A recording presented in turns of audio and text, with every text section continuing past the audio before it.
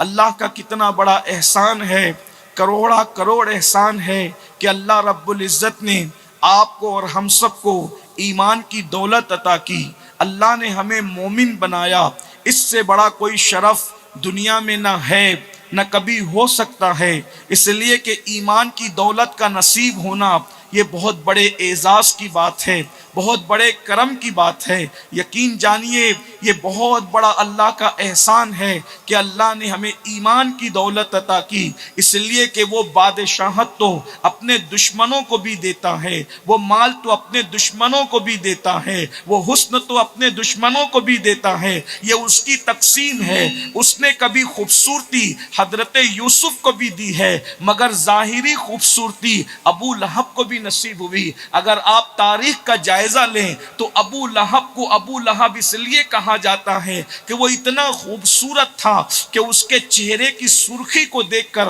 ایسا لگتا تھا جیسے آگ کے شرارے اٹھ رہے ہیں۔ اس کے حسن کا عالم یہ تھا۔ تو حسن وہ کبھی دوستوں کو بھی دیتا ہے، وہ کبھی دشمنوں کو بھی دیتا ہے۔ بادشاہت اگر ذوالقرنین جیسے دوست کو دیتا ہے تو نمرود جیسے دشمن کو بھی دیتا ہے۔ بادشاہت اگر وہ سلیمان جیسے محبوب کو دیتا ہے تو فرعون جیسے مردود کو بھی دیتا ہے۔ اسی پر آپ سمجھ لیں اللہ اپنی جو نعمتیں چاہتا ہے دوست اور دشمن سب کو دیتا ہے، بلکہ کبھی کبھی دشمنوں کو ظاہری دولت اتنی عطا کرتا ہے کہ اقبال جیسا کلندر بھی شکایت کرنے لگتا ہے، اللہ اکبر، اور یوں کہتا ہے رحمتیں ہیں تیری اغیار کے کاشانوں پر، رحمتیں ہیں تیری اغیار کے کاشانوں پر، برق گرتی ہے تو بیچارے مسلمانوں پر، مگر یاد رکھیے ہر دولت کھیت اور کھلیان دوست اور دشمن سب کو دیتا ہے، تخت اور تاج دوست اور دشمن سب کو دیتا ہے،